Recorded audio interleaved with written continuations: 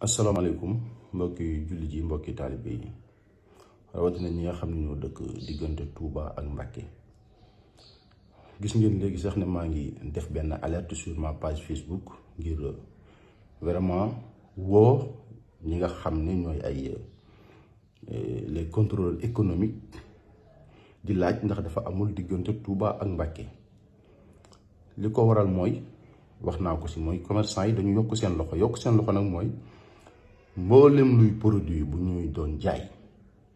tey diggante Touba ak Mbacké, muy détaillant muy grossiste muy demi grossiste yokk nañ lépp te ñu gis ne fan yële yokkoon na ba nit ñi naqarlu ko di ko dénoncer ba état jël ay mesures ba nangoo bàyyi 47 milliards yoo xam ne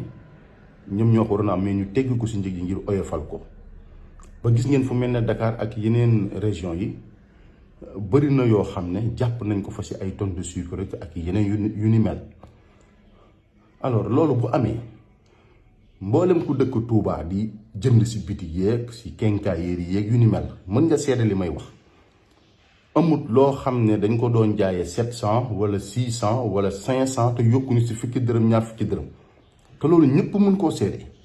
boo duggee si quincaillerie lépp lu doon jar 8000 9000 def nañ ko 10 000 loolu nag lañ bëgg a xam fu mu tegu parce que itam du caagi ne wax dëgg yàlla Touba lu fa waaye def rek kenn du wax ba ngeen bëgg profito ak màggal gi ñu jëm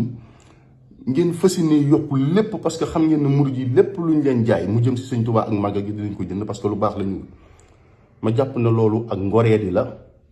jëm si commerçant yi koy def parce que mën na xam xëy na ñëpp defuñu ko mais jàpp nañ ne ñi ëpp ñu ngi koy def parce que amul koy woo laaj ko mu nekk si benn koñ te du la wax ne lépp yokk nañ ko loolu di lu ñaaw lu jaaduwul. fii ngeen taxaw Auchan wa fi ñëw ngeen taxaw dénoncé ko wax ne dafay def concurrence déloyale ba sëriñ bi jox leen ndigal ñu jële ko fi loolu ñun amuñu si commentaire parce que dañuy jàpp ne sëriñ bi moom nu décision bu mu jël ñun ñëpp amuñ si lu ñuy neex ak lu ñuy naqari ànd nañ ci mais bu ngeen taxawee ne Auchan dafay def concurrence déloyale duñ jële ko fi waaye yéen qu'est-ce que vous faites yéen au lieu ngeen wàññi ngeen yokku njëg yi ngeen teg ko fan parce que kenn du wax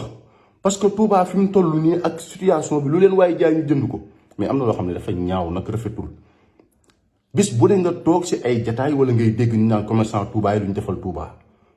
mais quand même lii dafay tax ñëpp gëm ne nag yéen seen poche moo leen ñor waaye nag wax dëgg yàlla teraanga ji leen suñ Touba defal si dëkk bii nga xam ne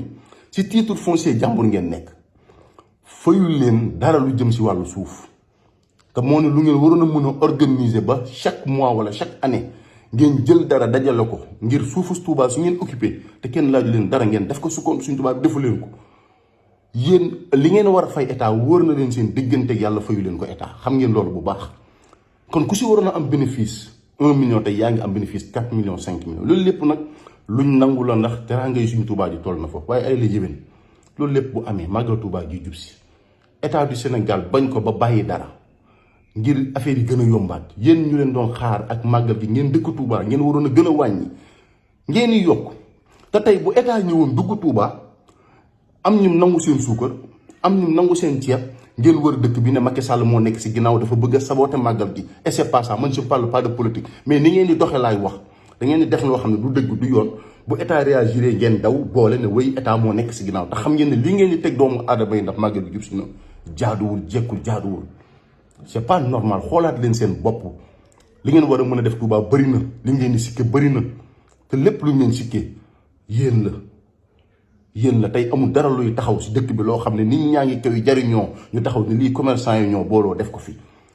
mboolem lu fi baax Touba tey jii ñuy xool di ko wax wallahi nazim ñi nekk bitim réew ñoo ko fi ëpp li ñuy def te mën ngeen mun ko waaye loolu d'accord am ngeen seen plein droit yéen a liggéey seen xaalis yéen a ko moom mais nag li nga xam ne réew mi yëpp état teg na ko te Sénégal Touba bokk ci biir ay citoyen nekk fi di fi dëkk di fay seeni droit ak lépp ngeen respecté loolu de grâce parce que yéen wur leen woon a xaar sa nguur gi di ko def bu màggal gi jubsee waroon na bokk seen participation ngeen dajaloo yéen Touba ay milliardaires fi nekk xam nañ bu baax ndax fi lañ dëkk xam nañ li fi xew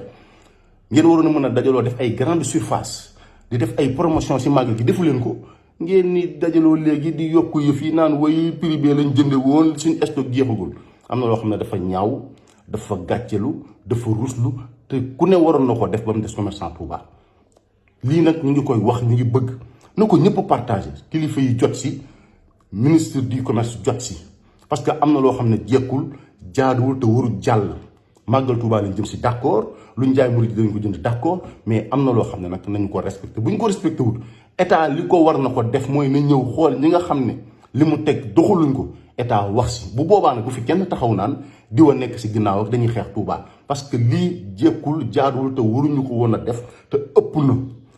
nit ñi li may wax xam nañ ko amul quincaillerie amul boutique amul fooy dem te lenn lu ne yokk nañ ko naan la dafa njëg yee yokk benn njëg yokkut yéen a ko yokk yéen a ko yokk te état na si wax na si kilifa yi wax parce que nag lii ëpp na te lu ëpp nag tuuru maa ngi jégalu bu baax si kàddu yi parce que lii dama ko mënul woon ñàkk wax parce que vraiment dama gis nit ñi di naqarlu man tamit mu dund ko parce que nii may wax maa ngi Touba kon donc xam naa bu baax li may wax maa ngi jégalu bu baax jërë ngeen jëf.